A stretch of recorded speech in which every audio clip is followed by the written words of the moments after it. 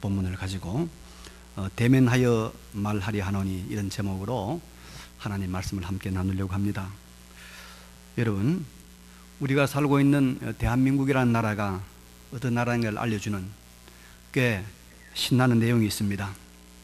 국민 평균 IQ가 105를 넘는 세계에서 유일한 나라랍니다. 우리나라가 일하는 시간은 세계 2위이고 또 노는 시간도 세계 3위인 참 잠이 없는 나라가 우리나라랍니다. 글을 읽지 못하는 이 문맹률이 1%밖에 안 되는 나라가 세계에서 우리나라밖에 없답니다. 그리고 세계 경제 제2의 대국인 일본을 발톱의 때만큼도 안 여기는 나라가 우리 대한민국이랍니다. 유럽 사람들이 통계를 보니까 여자 미모 1순위가 대한민국이랍니다. 한국 여자들이 세계에서 제일 이쁘다는 거예요. TV, 초고속 통신망이 세계에서 가장 발전한 나라가 우리나라입니다. 그렇게 부진한 유대인을 게으름뱅이로 보이게 하는 유일한 사람들이 대한민국 사람이랍니다. 어떻습니까? 우리나라가 제법 괜찮은 나라로 보이지 않습니까? 대한민국 국민으로서 태어난 것을 감사하고 자부심과 긍지를 가져도 될 것 같습니다. 오늘 본문은 믿는 사람들, 예수를 믿는다고 하는 사람들, 성도라고 불려지는 사람들이 과연 어떤 사람들인가? 요한 사도는 요한일서를 마무리하면서 우리 그리스도인의 정체에 대해서, 우리 그리스도인의 정체성에 대해서 아주 중요한 내용들을 우리에게 알려주고 있습니다. 대한민국이 어떤 나라인 것을 봤으면 우리 믿는 사람들, 우리 그리스도인이 어떤 사람인가를 우리가 한번 깊이 생각해 보도록 하십시다. 먼저 13절의 말씀을 보면은 택하심을 받은 내 자매의 자녀들이 내게 무난하느니라고 하는 말씀이 나오죠. 이 요한 이서를 기록한 요한 사도는 요한과 함께 있는 교회, 아마 에베소 교회로 추정이 되는데, 그 에베소 교회의 자녀들이, 자매들이, 또 자매들의 자녀들이 이 편지를 받는 교회에 문안을 전한다, 안부를 전한다고 하면서 이제 이 사람들에 대해서 무슨 칭호를 붙이고 있습니까? 내 자매의 자녀들이 내게 문안하니라 하면서 그 앞에다가 뭐라고 붙이고 있죠? 택하심을 받은, 택하심을 받은 내 자매의 자녀들이 문안한다라고 말을 하고 있습니다. 그러니까 이 안부를 전하는 에베소 교회의 이 자매들, 또 그 자매의 자녀들, 또 에베소 교회 모든 교인들이 다 어떤 사람들이라고요? 택하심을 받은 사람들이다. 택하심. 그래서 이 택하심을 받았단 말을 요한은 요한이서 1장 1절에도 이렇게 말하고 있죠. 장로인 나는 택하심을 받은 부녀와 그의 자녀들에게 편지하노니 라고 택하심을 말하고 있는 것입니다. 택하심, 하나님의 선택이란 말은 대단히 많은 설명이 필요한 신학적인 단어입니다. 그러나 이 선택이란 말은 우리 믿는 사람의 정체, 믿는 사람의 본 모습을 알려주는 아주 중요한 말입니다. 여러분, 우리는 하나님께 선택받은 사람입니다. 선택받은 사람들, 우리가 택함받은 사람들입니다. 이 말 속에는 우리 구원에 대한 아주 중요한 두 가지 사실이 존재하고 있습니다. 첫째는 우리 구원의 결정권이 하나님에게 있다는 것입니다. 우리가 하나님께서 은혜로 우리를 선택했기 때문에 우리가 구원받은 것이라는 거예요. 내가 하나님을 선택한 것이 아니고 하나님이 나를 선택하여야 구원을 얻는 것이고 하나님의 백성이 되는 것입니다. 그러므로 우리 사람이 아무리 노력하고 도를 닦고 또 착한 일을 하고 율법을 지키도 하나님의 선택이 없으면, 하나님의 택하심이 없으면 우리가 이 구원의 반열에 들어가지 못한다는 거예요. 우리의 구원의 전적인 주권이 하나님께 있다는 거예요. 한번 이런 예를 들어볼까요? 배가 망망대해를 가다가 파선을 당했습니다. 많은 사람들이 이제 망망대해에 빠졌어요. 마침 세월호 같지는 않아서 다 바다에 뛰어들었어요. 그래서 무슨 고무주변을 붙들고 있기도 하고 나무 조각을 붙들고 있기도 하고 있는데 날씨는 어두워지고 점점 체력은 떨어지고 체온도 내려가고 있습니다. 다 죽어가고 있는 것이죠. 죽어가고 있습니다. 이때 저 멀리서 불빛이 반짝이는데 큰 배 한 척이 옵니다. 그리고 그 배에서 구명 보트가 내려지더니 그 보트가 이리저리 다니면서 사람들을 한 사람, 두 사람, 이 사람, 저 사람 다 건져 올리는 것입니다.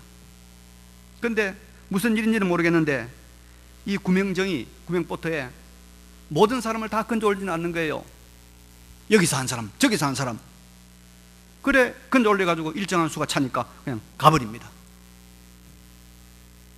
그 배에 탄 사람이 그리 많지는 않습니다. 이 죽음의 바다에서 구원받은 사람들은 오로지 그 구명정이 끌어올려준 사람들입니다. 여러분, 이렇게 배에 끌어올려져서 구원받은 사람들과 같은 이런 구원의 혜택을 입은 사람들이 바로 우리들입니다. 우리가 헤엄작전 닿고 그 바다에서 살아날 수 없잖아요. 구명정이 와서 우리를 선택해서 끌어올려준 겁니다. 우리가 죄로 인해서 사망의 바다에서 우리가 점점 서서히 빠져 죽어가고 있습니다. 그런데 하나님이 교회와 복음이라고 하는 이 구명정을 보내서 우리를 거기에 끌어올린 겁니다. 선택해 준 것입니다.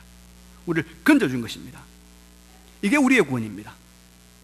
그래서 우리는 우리의 구원에 대해서, 내가 구원받은 것에 대해서 하나도 자랑할 것이 없는 사람입니다.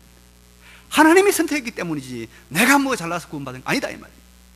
그래서 에베소 2장 8절에는 너희는 그 은혜에 의하여 믿음으로 말미암아 구원을 받았으니 이것은 너희에게서 나는 것이 아니요 너희에게서 나는 것이 아니요 하나님의 뭐라고요? 선물이라. 행위에서 나는 것이 아니니 이는 누구든지 자랑하지 못하게 함이라. 그래서 우리 성도는 마지막까지 하나님 앞에서 하나님이 선택해서 구원받은 것에 대하여 감사하고 겸손한 삶을 살아야 될 줄로 믿습니다. 나의 나 된 것은 오직 하나님의 은혜요,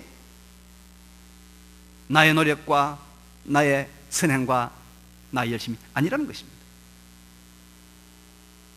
두 번째로 우리는 택하심을 받았다는 이 말에 대해서 우리가 하나님의 선택으로 말미암아 구원을 받았기 때문에 우리가 우리의 구원에 대해서 걱정할 필요가 없다는 것입니다. 우리 믿는 사람들이 때때로 여러분 신앙적인 회의에 빠지죠. 자신이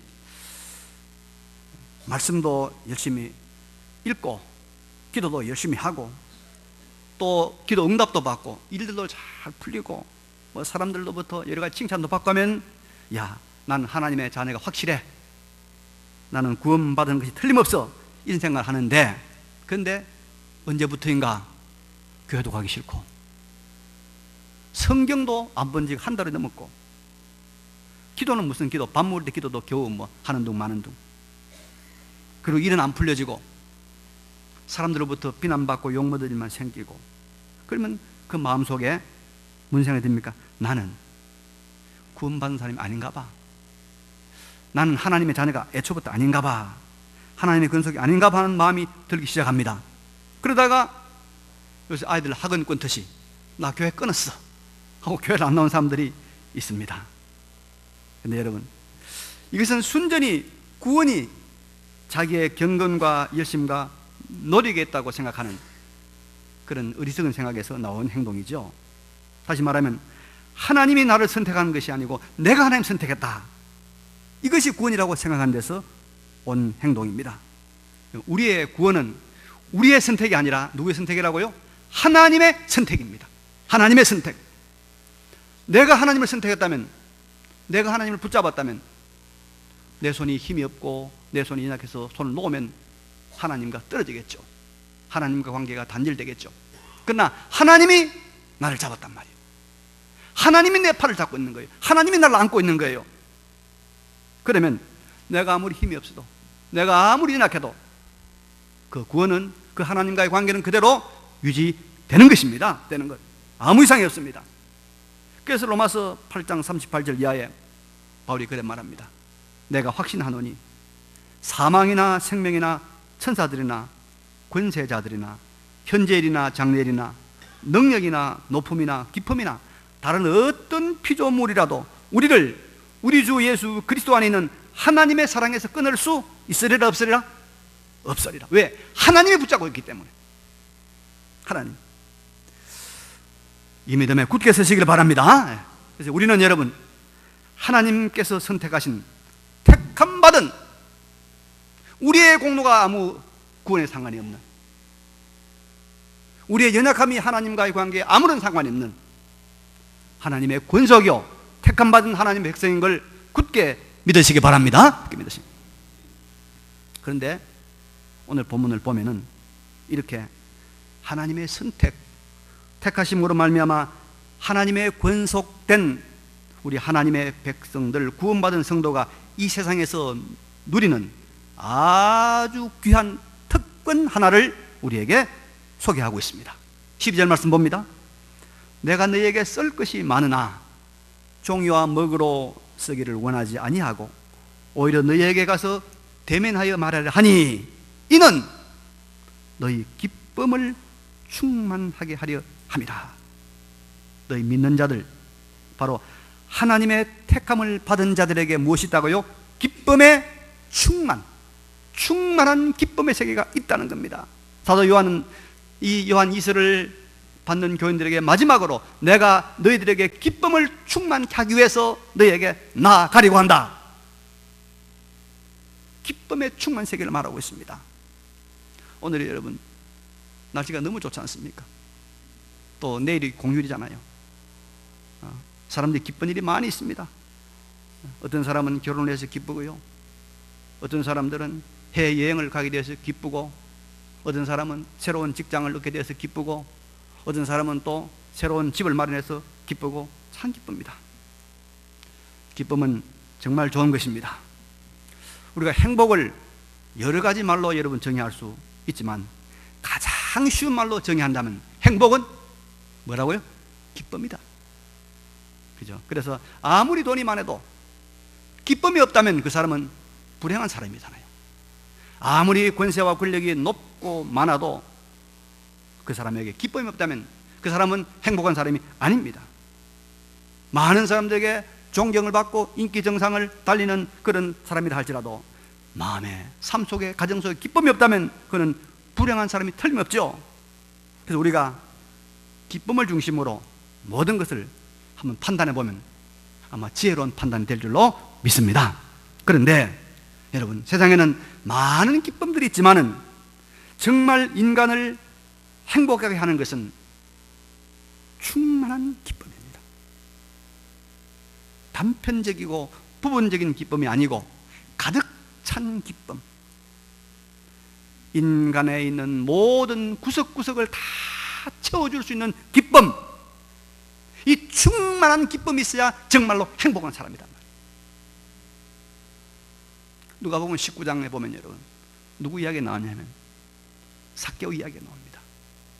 이 사람은 예수님께서 이제 여리고를 지나가시는데, 삭개오는 여리고 성에 있는, 여리고가 굉장히 여러분 큰 도시고 부유한 도시입니다. 세리장이요 부자였습니다. 돈은 많았지만 이 사람의 마음속에 늘 갈등과 갈급함이 있었죠. 예수가 지나간다, 이 말을 듣고 예수님을 한번 보고 싶어서 갔는데 이 사람은 키가 너무 작은 사람이라서 사람들이 둘러싸고 있으니까 예수님을 만날 수 없습니다. 그래서 역시 세리장다운 기질을 발휘한 거죠. 뽕나무에 올라갑니다. 이 뽕나무가 돌무화과 나무입니다. 뽕나무가 돌무화과 나무입니다. 번역이 옛날에는 잘못됐었죠. 그래서 나무에 올라가서 보니까 얼마나 잘 보입니까? 예수님께서 그 삭개오를 쳐다보시고, 삭개오야 속히 내려오라, 내가 오늘 내 집에 유하여야겠다. 하나님 되신 예수님께서 내 집에 유하여야겠다, 이 말을 듣는 순간 이 삭개오의 마음에 뜨거움이 넘쳤습니다. 급히 내려와서 예수님을 모시고 갔습니다. 즐겁게 예수님을 영접하고 예수님 모셨습니다. 예수님이 삭개오의 집에 들어갔을 때 삭개오는 구원받은 것이죠. 그때 삭개오가 여러분, 이 예수님을 영접하고 예수님을 만난 다음에 무슨 고백, 무슨 선언을 하시는지 아시죠? 주여 보시옵소서, 내 소유의 절반을 가난한 자들에게 주겠사오며 만일 누구의 것을 속여 빼앗은 일이 있으면 내가 내 갑절이나 갚겠나이다. 여러분, 삭개오가 이 말을 어떻게 할 수 있었을까요? 여러분, 가진 것을 여러분 나눠주고 싶고 뭔가 이렇게 좀 주고 싶을 때가 언제입니까? 내 마음에 기쁨이 충만할 때 아닙니까? 그래서 결혼식 하면 엄마 아빠가 기쁨이 충만해가지고 사람들한테 대접하는 거 아닙니까? 삭개오가 이 말을 한 것은 예수님으로 말미암아서 그의 마음속에 기쁨이 충만한 자가 되어 있습니다. 기쁨이 충만한 자가 되어 있습니다. 충만한 기쁨이 아니고는 이런 고백을, 이런 행동을 삭개오는 도무지 할 수가 없는 것입니다. 여러분, 삭개오가 하나님의 백성 예수의 군속이 되는 순간 그의 마음에 기쁨이 충만해진 줄로 믿습니다. 돈으로도 권력으로도 채워질 수 없는 기쁨이 충만해진 것입니다. 충만해진 것. 사람이 먹으면 기쁩니다. 그죠? 먹으면 기쁩니다. 그 잔치집에 가면 신랑 신부는 결혼하니까 기쁘지만은 하객들은 왜 기쁘죠? 먹어서 기뻐요. 먹어서 기쁜 거예요. 근데 사람이 배만 있는 건 아니잖아요. 배만 있는 건 아니잖아요. 그러니까 먹는 것 가지고는 충만한 기쁨은 없어요. 잠깐 기쁘단 말이죠. 그래서 기뻐하려고 하면 돈이 있어야 되겠다. 열심히 돈을 벌어봅니다. 그런데 돈을 많이 벌어도 허전하기는 매한가지입니다. 왜 그럴까요? 인간은 영적 존재입니다. 영생의 문제, 영적인 문제가 해결 안 되면 인간은 기쁨이 부분적입니다. 충만하지 못하는 것입니다. 그래서 사람의 모든 요소, 육체적인 것, 정신적인 것, 영적인 것, 모든 요소를 다 기쁘게 해줄 수 있는 기쁨의 충만이 필요한 것이고, 이 기쁨이 충만할 때 진정으로 행복한 사람이 되는 줄로 믿습니다. 바로 이 기쁨의 충만이 하나님의 택하심을 받은 자들, 그리스도를 믿어 구원받은 자들에게 있다는 것입니다. 믿으시기 바랍니다. 이거는 믿는 사람들이 바로 이 기쁨의 충만을 경험하기를, 누리기를 원하였고, 이것을 돕기 위해서 내가 가겠다 말하는 것입니다. 여러분, 예수 믿는 삶은 기뻐하는 삶이에요. 즐거운 삶이에요. 괴로움이 아닙니다. 교회 오는 것을 마치 말이지 도사장에 끌려간 소처럼 끌려오는 그런 남편들, 그런 아내들 빨리 좀 바꿔요, 마음을. 아니요. 예수 믿는 것은 기쁨. 그래서 빌립보 4장 4절에 주 안에서 항상 뭐요? 주 안에서 항상 기뻐하라. 기뻐하라. 내가 다시 말하노니 기뻐하라. 교회 안에는, 그리스도의 삶 안에는 충만한 기쁨이 있는 줄로 믿으시기 바랍니다. 충만한 기쁨. 인간 삶의 구석구석을 다 채워줄 수 있는 충만한 기쁨이 그리스도 안에 반드시 있습니다. 이걸 누리시기 바랍니다. 누리시기 바랍니다. 그런데 여러분, 오늘 본문을 보면은 성도가 누릴 수 있고 또 누려야 하는 이 충만한 기쁨을 누리는 비결 한 가지를 우리에게 소개하고 있습니다. 12절 자세히 봅니다. 내가 너희에게 쓸 것이 많으나 종이와 먹으로 쓰기를 원하지 아니하고 오히려 너희에게 가서 대면하여 말하려 하니 이는 너희 기쁨을 충만하게 하려 함이라. 요한은 믿는 자들의 기쁨을 충만케 해주려고 종이와 먹으로 쓰기를 원하지 아니하고 오히려 그들에게 가서 대면하려 한다, 대면하려 한다 말하고 있습니다. 이 대면이라는 것을 통해서 기쁨을 충만하게 한다는 것입니다. 이 대면이란 말은 무슨 말입니까? 얼굴면자 아닙니까? 얼굴과 얼굴을 대하는 것.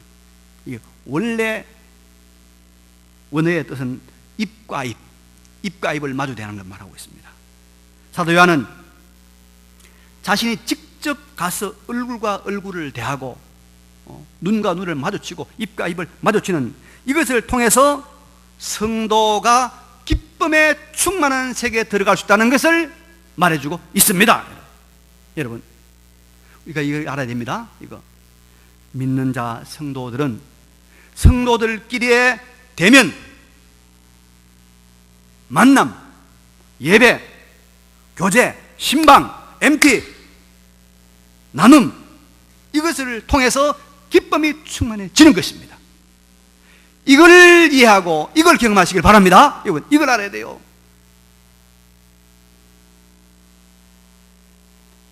텔레비 보면 즐겁습니까? 운동하면 즐겁습니까?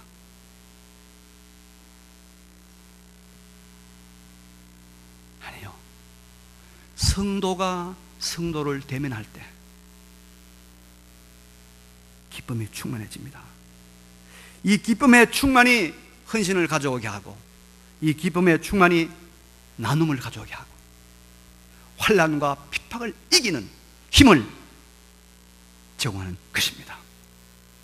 그래서 사도 바울은 1차 선교회를 통해서 이 소아시아 지역, 터키 지역에 여러 교회를 세운 다음에 2차 선교회는 왜 그가 하느냐? 다른 지역이 아니라 우리가 세웠던 그 교회들을 돌아보자, 그들을 만나보자, 그들에게 얼굴을 한번 대면해보자. 그래서 2차 선교여행을 출발하지 않습니까? 우리가 사도 바울의 선교여행을 보면 그는 가는 곳곳마다 잠시 하루를 머물든지 일주일을 머물든지 믿는 형제들 찾아가서 얼굴을 대하는 거예요. 서로 교제하고 말씀을 나누고 문안을 했던 것입니다. 왜? 기쁨을, 하나님의 기쁨을 충만케 하려고. 충만케 하려고. 여러분, 요즘 우리나라가 사람들이 참 폐쇄적이 되어서 문들을 열지 않아요. 사람들을 얼굴과 얼굴로 대하는 걸 굉장히 회피해요. 그래서 이 뭐 인터넷, 또 뭐 전화, 또 뭐 컴퓨터 이런 것들로 모든 문제를 해결하는 게 일반화되니까 그만 신앙생활도 그렇게 하려고 해요. 방송으로 설교 듣고 온라인으로 헌금하고 문자로 신방하고 얼굴로 안 대게 되는 거예요. 여러분, 그래 믿으면, 그래 신앙생활은 기쁨의 충만이 있을까요, 없을까요? 절대 없습니다. 절대 없습니다. 이런 식의 신앙생활은 20년 전에, 10년 전에 벌써 미국에서 유행했어요. 그러나 그런 교회, 그런 성도들 다 실패하고 다 무너지고 말았어요. 가로늦게 이제 와가지고 무슨 사이버 교회니 뭐니 엉뚱한 소리를 하고 있는데, 말세가 되면 여러분 세 가지 현상이 일어납니다. 세 가지 현상. 첫째 뭡니까? 사람들이 좋은 사람이 딱 보이네. 딱 써보니까 이상하네. 안 보여야 되는데요.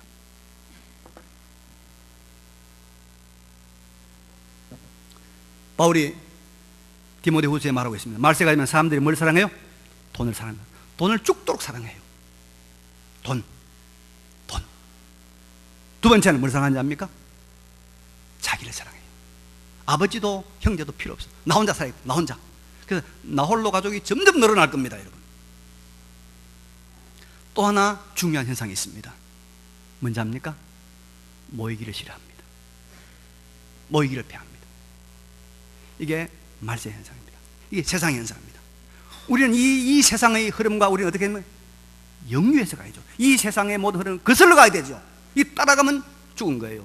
여러분, 강물이 흐르고 있으면 강물에서 강물 따라 줄줄 흐르는 고기는 그 산 고기요, 죽은 고기요?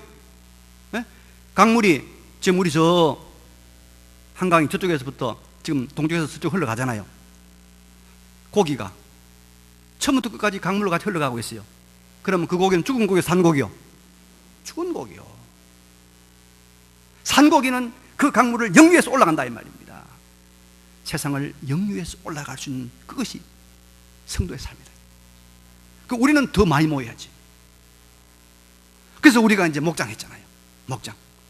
우리 금요일 밤 되면 지금 우리 각 목장별로 3-3호 모여가지고 만나서 얼굴을 대고 밥을 같이 먹고 기도하고 같이 삶을 나누고 하니까 기도 응답이 일어나고 기쁨이 넘치고 놀라운 기적들이 일어나고 있잖아요. 이게 여러분 세상을 거슬러 올라가는 것들이에요.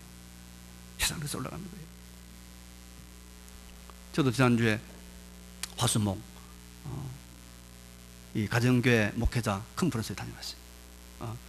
그냥 책으로만 만났던 사람들, 또 이 방송으로 만났던 사람들을 직접 얼굴 대면해서 강의를 듣고 가까이서 서로 대화하고 또 토론하니까 마음에 얼마나 기쁨이 넘칩니다. 제가 여러분 관상쟁이거든요. 관상. 제가 관상을 좀 봅니다, 여러분. 제가. 네, 관상을 보면 저한테 꼭 필요 물어보세요. 보는데 그래서 그러니까 관상쟁이들이 쓴 글을 제가 자주 읽어요. 근데 그 중에 꼭 윤슈의 말이 하나 있는데, 사람의 관상은 50%가 뭐냐? 눈이라는 거예요. 눈. 근데 놀라운 사실은 눈빛이 변합니까? 안 변합니까? 눈빛이 변해요. 눈빛이 변해요. 그 무슨 말이에요? 인생은 운명이 바뀐단 말이에요. 믿음으로 기도하고 살면 눈빛이 온유하고 사랑의 눈빛이 바뀌어요. 성경도 안 보고 목장도 안 가고 예배도 안 나오고 강팍하게 하면 눈빛이 바뀌는 거예요.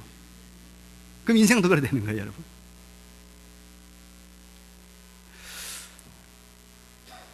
우리가 여러분 이 원리를 알아야 됩니다. 이 성경이잖아요, 성경. 내가 오히려 너희에게 가서 대면하여 말하려 하니, 얼굴 맞대서 말하려 하니, 이는 너희 기쁨을 뭐하여? 충만하게 하려고.